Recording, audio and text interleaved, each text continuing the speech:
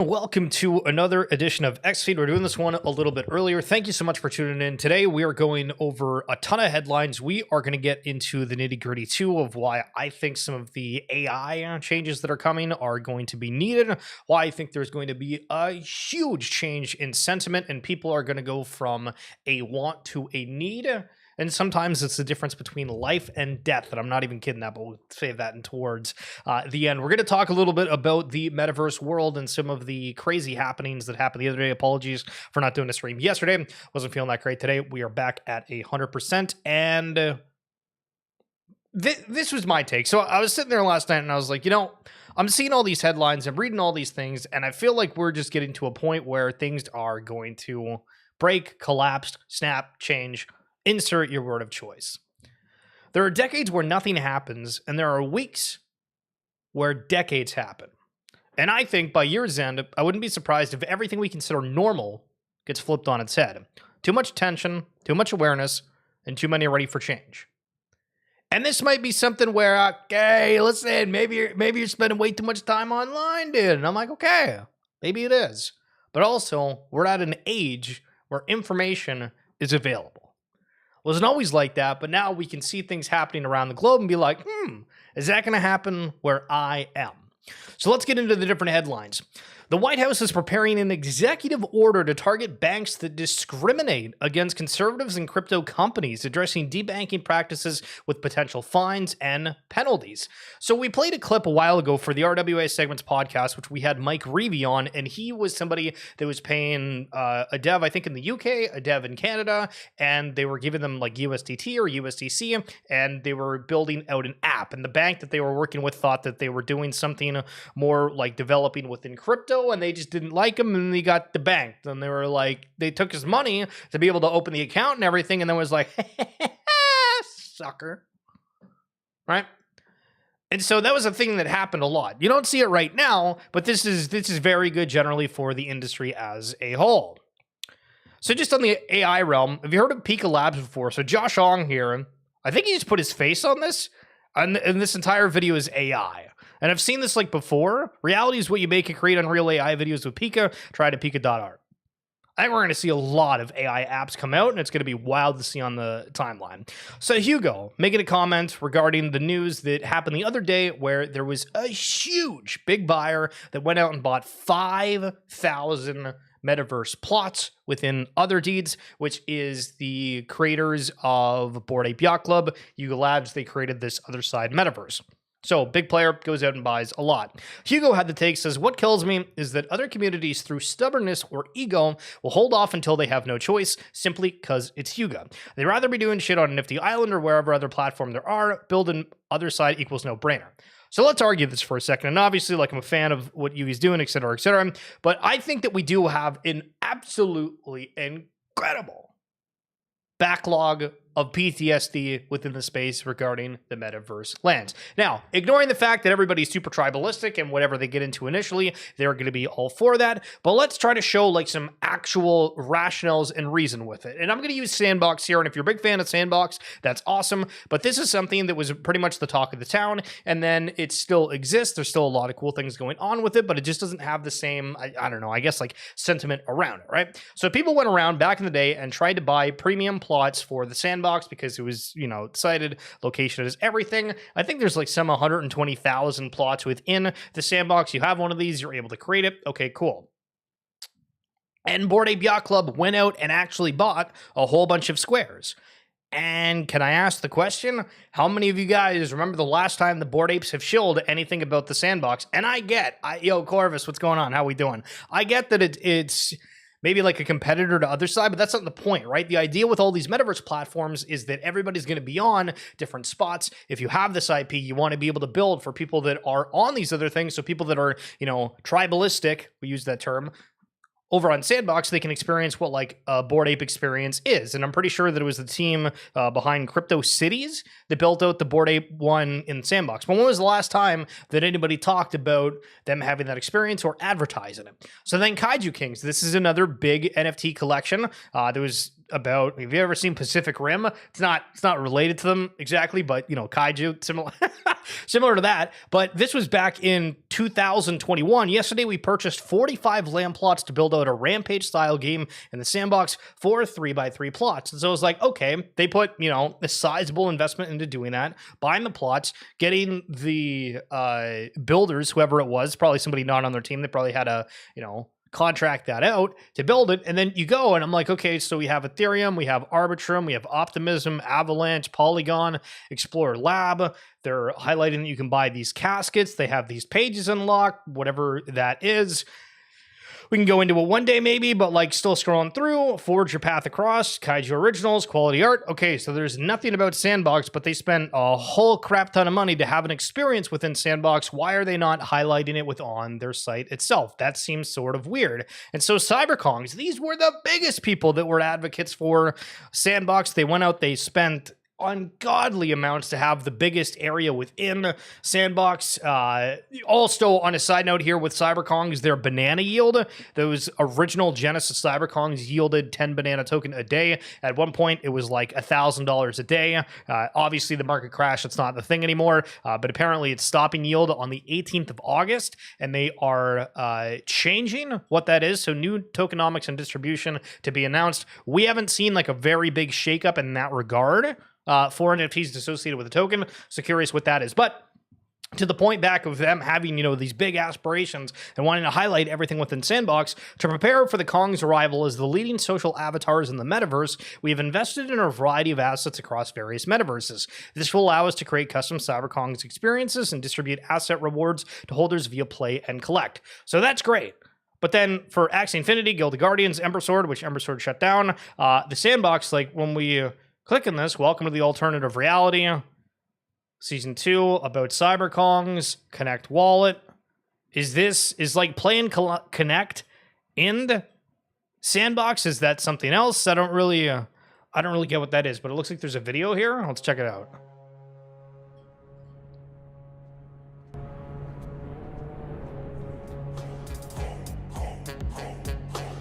So yes, this does look like it's in Sandbox.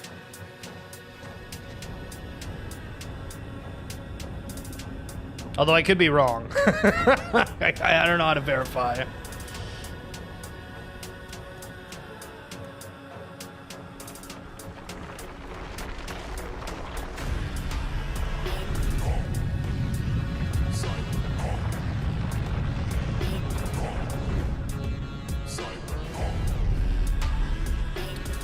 Okay, that didn't really tell us anything. Phenomenal. Phenomenal job on the trailer.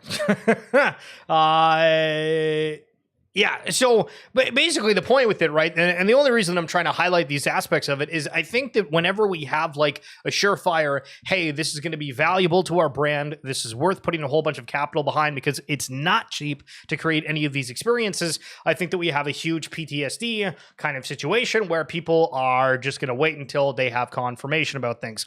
This is just a funny video, so I'm going to play it for you. Oh my god, it's so hot! Turn on the air conditioner quickly! Hey, what are you doing? You can't turn on. What's wrong? In summer, these interior panels will emit toxic substances. Can't turn on the air conditioner immediately.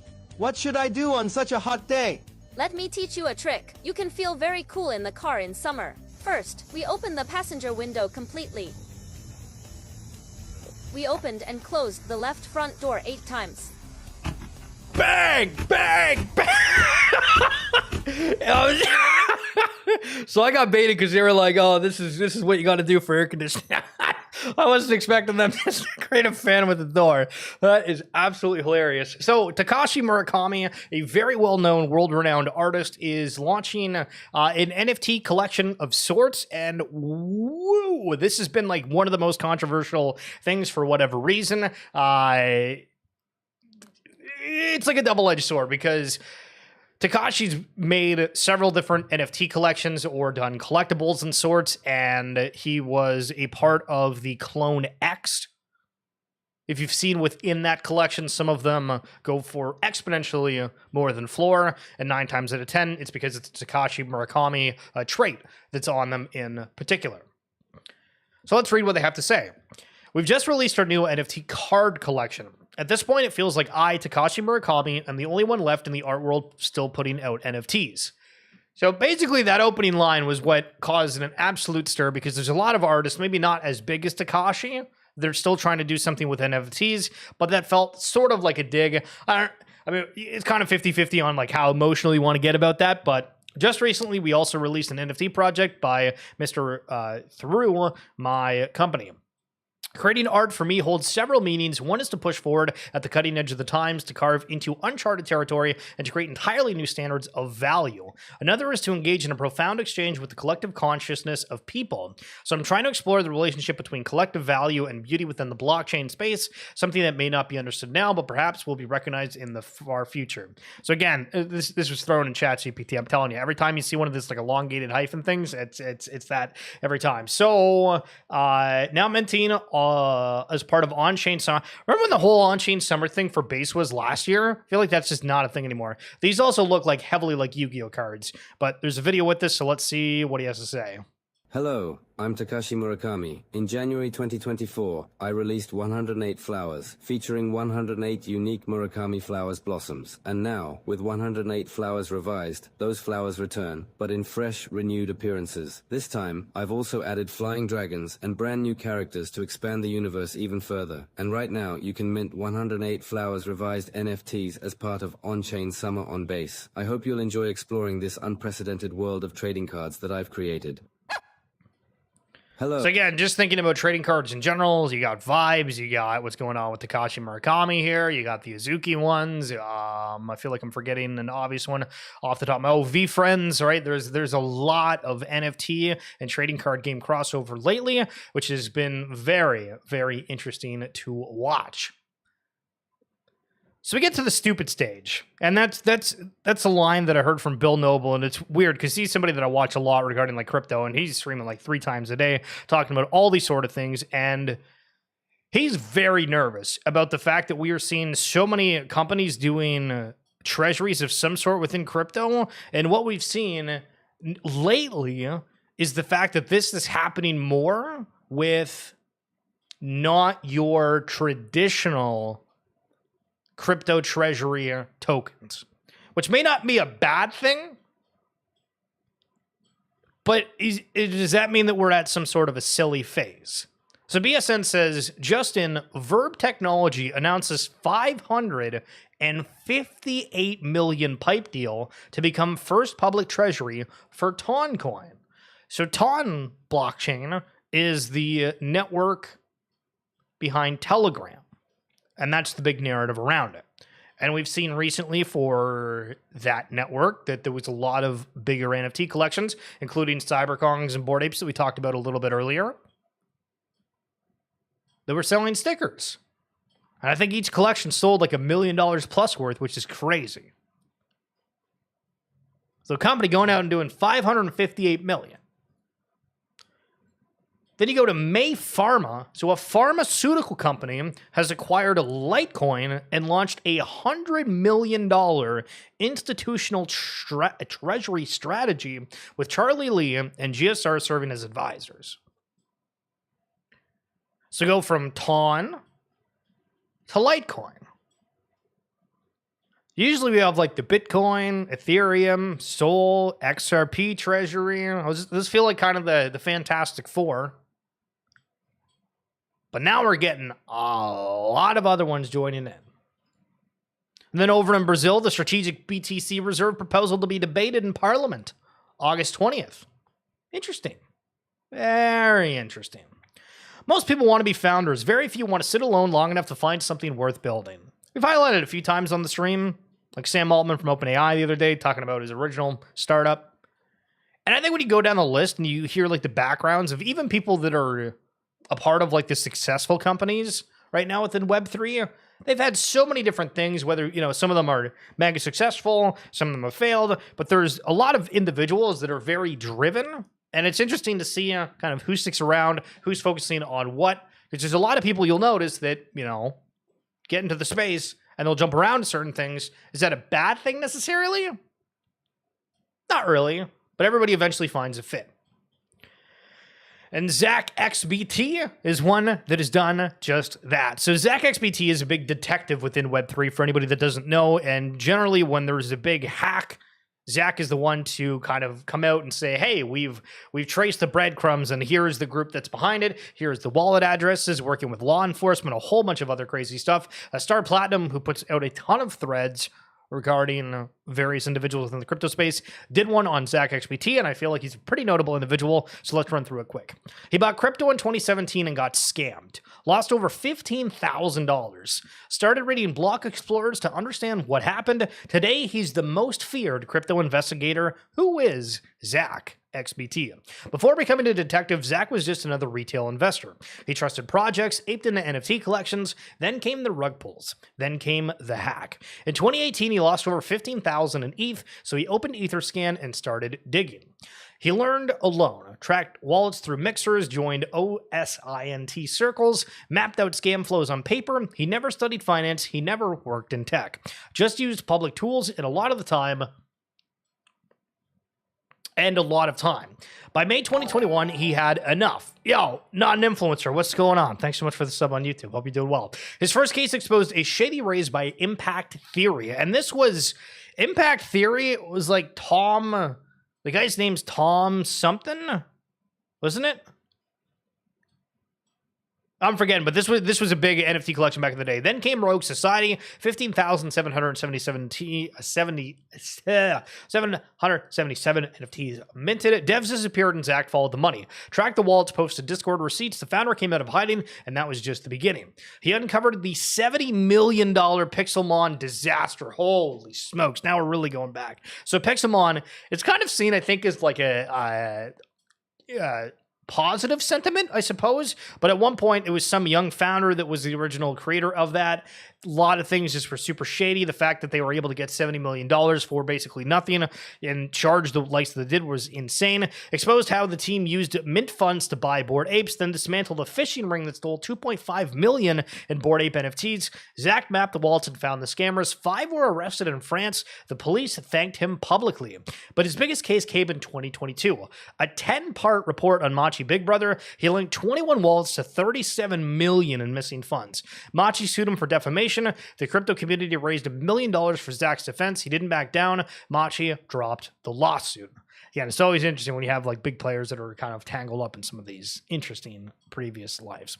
He went deeper, tracked Lazarus Group, the North Korean hackers behind the Ronin and Harmony Bridge exploits, mapped 200 million in flows through Tornado, Chip Mixer, and Asian exchanges, shared those maps with law enforcement, helped freeze funds. Zach doesn't work for anyone, but agencies follow his posts. The U.S. Secret Service cited him.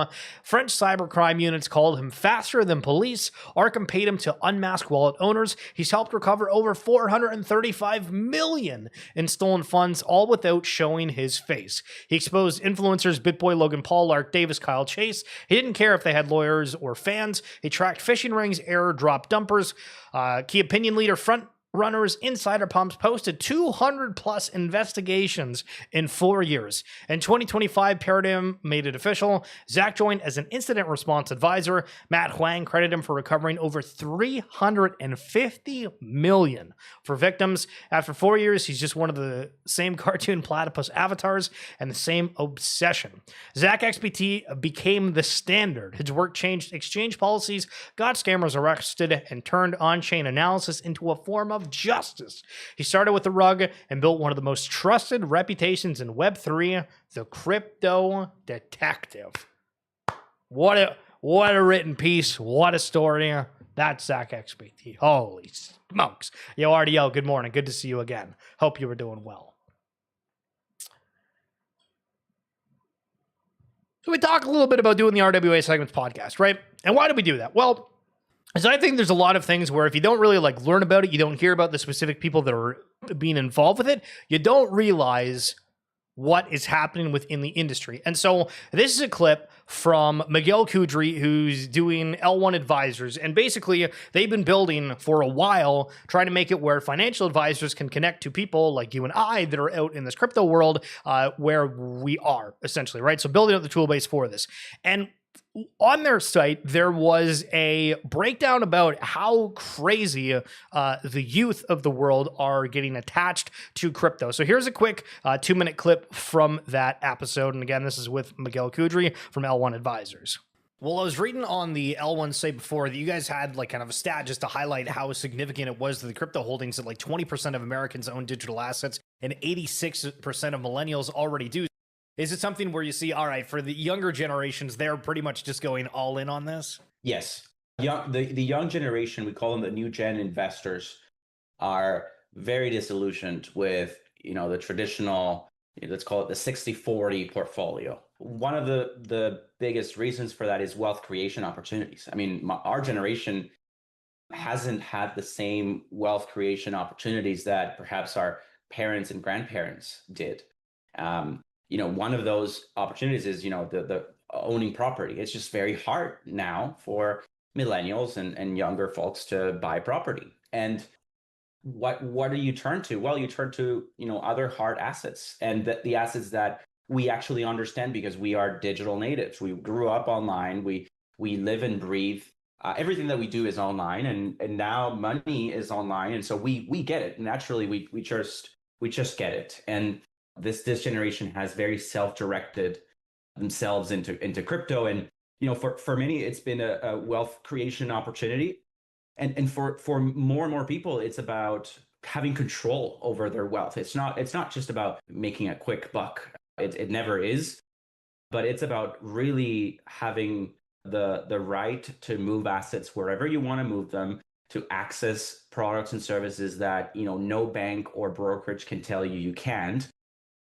And, much like you have control over your online identity, you can now have control over your money when it's online. And that's what crypto represents for us.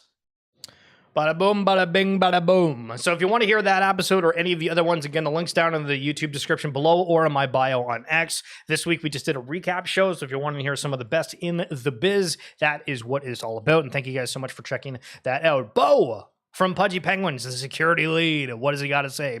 Seen phishing emails falsely claiming Pudgy Penguins has launched a desktop app for Pengu. We are going to slam on the table every stream whenever we see security tips. Just be aware, almost all of these are fake. Sure, you can sign up for your emails, you can do your newsletters, what the hell ever, but just straight up don't even try to click. I don't know if I saved the post. Maybe it'll be for tomorrow. But Paul Barron, if you watch on YouTube, he's probably one of the bigger crypto people out there. He posted yesterday saying, if you have 100,000 XRP, DM me for a group. Nah, like that, it was such a big red flag. That's not going to happen. But anyway, these and most crypto emails are scams designed to get you to download malware. Stay on your toes, be suspicious of crypto emails, and use hardware wallets to keep keys offline. So again, just don't touch it. El No Sereno. Did you hear that CryptoPunk sold for 720 ETH or $2.6 million? See, I'm the type of person, I'm like, I don't know why the hell I would just quote tweet or make my own tweet about this. Just retweet the sale from one of the bots. Everybody's trying to farm this engagement out here. Absolutely unbelievable. But to be honest, $2.6 million for CryptoPunk, holy sweet mother of pearl. And Punk's OTC, which just means over the counter, who helps facilitate different CryptoPunk deals for people, was the person who purchased that. So there's your insight.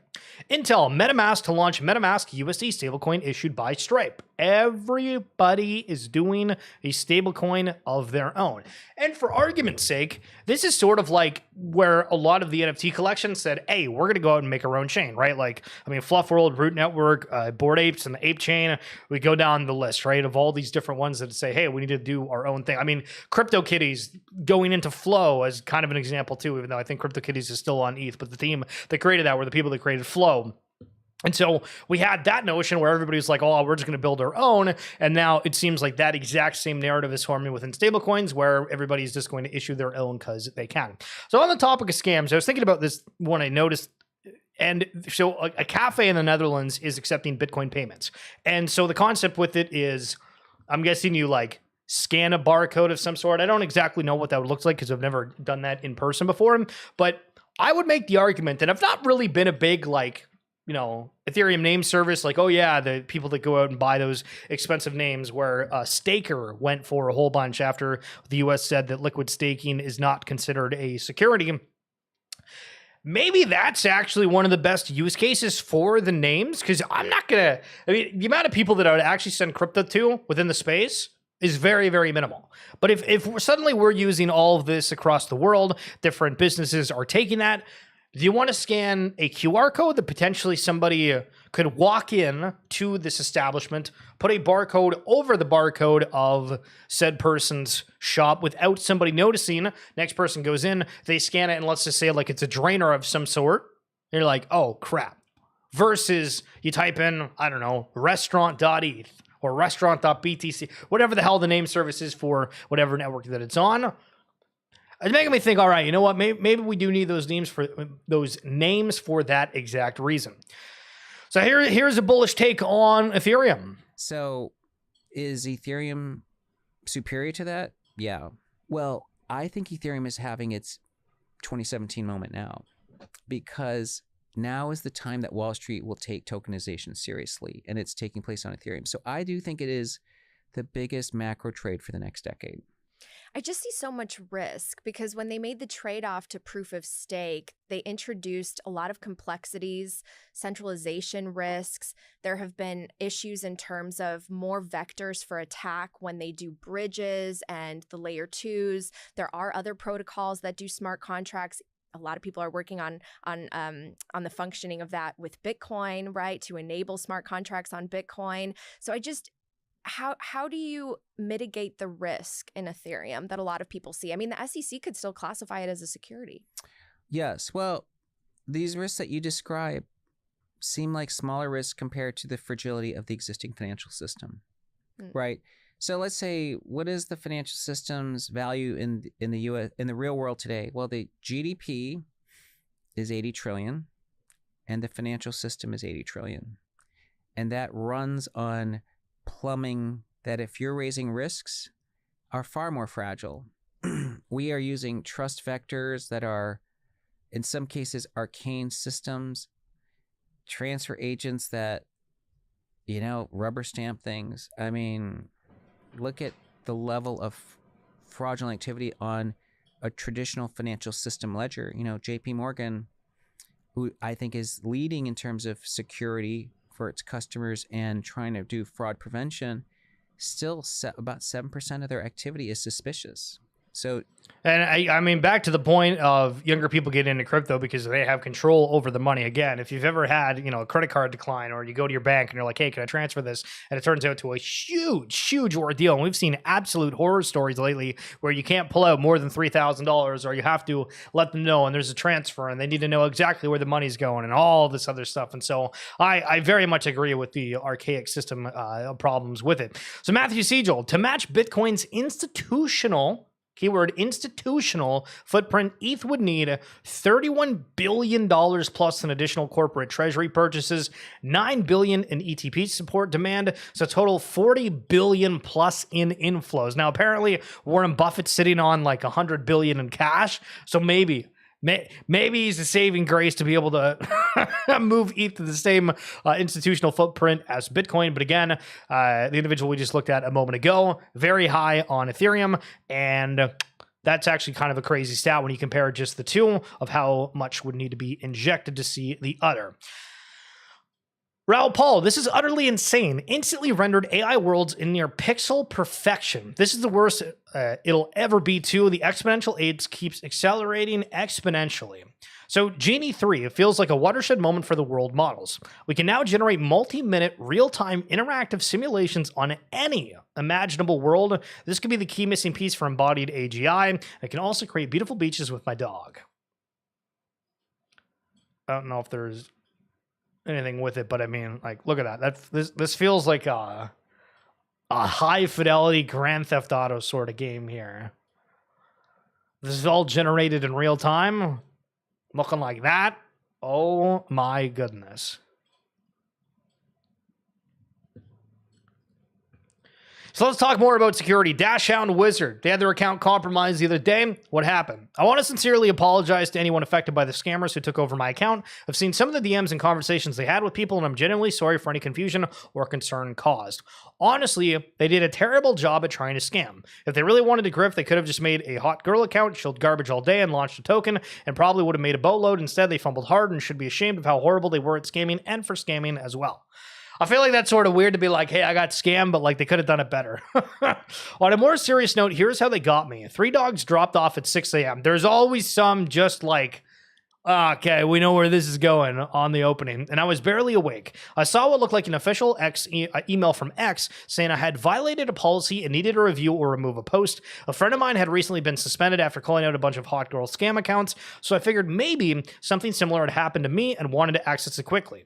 So this thing doesn't make sense. It's like, your friend had that happen to you for a specific thing, and if you didn't do it, why would your account get affected by this? And this is something that if you've watched the stream for a while, we've highlighted this scam probably once a week for the past month because there's so many people that are falling for it. And you have to kind of remember, right? Like there's been issues with X where accounts have been like compromised and hacks and that kind of stuff. But generally speaking, I haven't seen anybody say, oh, you know, like I went crazy off like the community guidelines or there's something that like the site is not allowed and I've gotten dinged for it, right? Like on certain platforms, if you talk about crypto content or whatever, even though it seems like it's fine, sometimes there's some kind of like a wave of an attack, right? With the whole choke point 2.0 sort of thing on the banking side, there's certain social media platforms where that has been the case. But I don't think we've ever seen that on X. So generally speaking, unless you're, you know, going on like the risque sort of stuff, just always avoid those things because it probably hasn't happened to you. Okay, listen. We're going to go down a rabbit hole for a second. And so if you got kids in the room, if you're having a good day and you don't want to feel absolutely horrible, thank you so much for tuning in. I hope you have a phenomenal day. Thank you for watching Next Feed, and I'll see you tomorrow. For everybody else, listen, we like back to my point here where, you know, all the stuff where decades happen, everything happens in a week, yada, yada, too much tension, too much awareness, too many people ready for change. There is so many problems within the world in various countries for different stuff, and it is becoming such a problem. So here, let's watch this quick little video. We're not going to play the whole thing, but mainstream media will not talk about this. 142 break-in enters over 31 days in Mississauga and Brampton, Ontario. Look at this map. This is just 31 days. This is about 5 break-in enters a day in these. So, like, we're having like a serious problem going on. And then you go down, right? And then over in Calgary, 17 people charged in June 20th, 25. We warned Calgarians of an increase of reports in retaliation to overnight break-and-enters occurring citywide while homeowners were asleep. How is this completely the normal? And we're just like, okay, yep, we got to deal with it, right? Like, and again, like in Canada, there's like no self-defense of any sort. So how the hell does this stuff happen, right? And then we continue down here. And do you see how fast that car was going, right? Look at this. They're going the wrong way. And they killed 2 people, right? And then some person was just absolutely going crazy on the highway again and completely spins out here, right? So hold on, we're not going to play the whole class. Like going completely normal driving, but going really fast, all of a sudden over in the ditch. And then we have this other thing where a person was intoxicated and they decided they were going to drive down the rail tracks here. Listen, I understand that we are trying to be happy-go-lucky about stuff, but I feel like there is such an uproar that's going to happen for people of being like, all right, what the hell does safety look like? You know, there's all this negativity around, oh, okay, well, AI is taking jobs, this, that, and the other thing. But if people cannot be responsible at all, we need the fact of like breathalyzers or AI drivers within cars. We need all of this other stuff that's going to end up having to deal with how stupid people are. And it drives me right up the wall. Listen, I'm out there. I'm trying to say good morning to everybody. I'm trying to hold doors, be as nice as possible. And then you see this sort of stuff and you're just like, man, why do we have to worry about that instead of hanging out with the Starry God? You know what I mean? That's what I'm asking. You see this stuff all the time. It's ridiculous. I hate it. I absolutely hate it. AI breathalyzers will take too much money away from government. They'll never do it. Well, I mean, so then do they do some kind of a crypto reserve to make up funds for it? What the hell do we do? Now, I agree to a point, but again, this is how does it look for people having a reaction? They're standing up to the system. We've seen before, right? Within like the monetary systems and all these, one person says one thing, but they'll go and do another. There is, like, as an example, there's some hospital that got like a US contractor to be able to make it. And at the same time, the person that awarded that was one of like the government officials within Canada, was also canceling the Starlink thing because all of a sudden they don't like Elon Musk because he's working with Trump or some other kind of thing with that. And then it's like, well, hold on, you're taking all of US products like out of certain government funded stores like the LCBO, and then you're giving contracts over to like US people and then canceling this other thing, but it like all depends on like you personally. And then you're like, okay, where the hell is the transparency? What the hell is going on? And again, I got nothing against the US whatsoever, but we're seeing too much shadiness from people. We're seeing too much bouncing around trying to make things for their own good. And so there are decades where nothing happens, and there are weeks where decades happen. By year's end, I wouldn't be surprised if everything we consider normal gets flipped on its head. Too much tension, too much awareness, too many ready for change. We're here. We're ready for it. Atari God, RDL, Corvus, thank you guys so much for coming in. Hope you guys have a phenomenal day. We'll catch you tomorrow. Don't forget, if you do want to listen to those RWA segments podcasts, and we got a killer episode of some recaps, check the link in the description below. Type in RWA segments on any podcasting platform or check out the bio on X. Thank you for coming through. You guys are the best. See you tomorrow. Peace.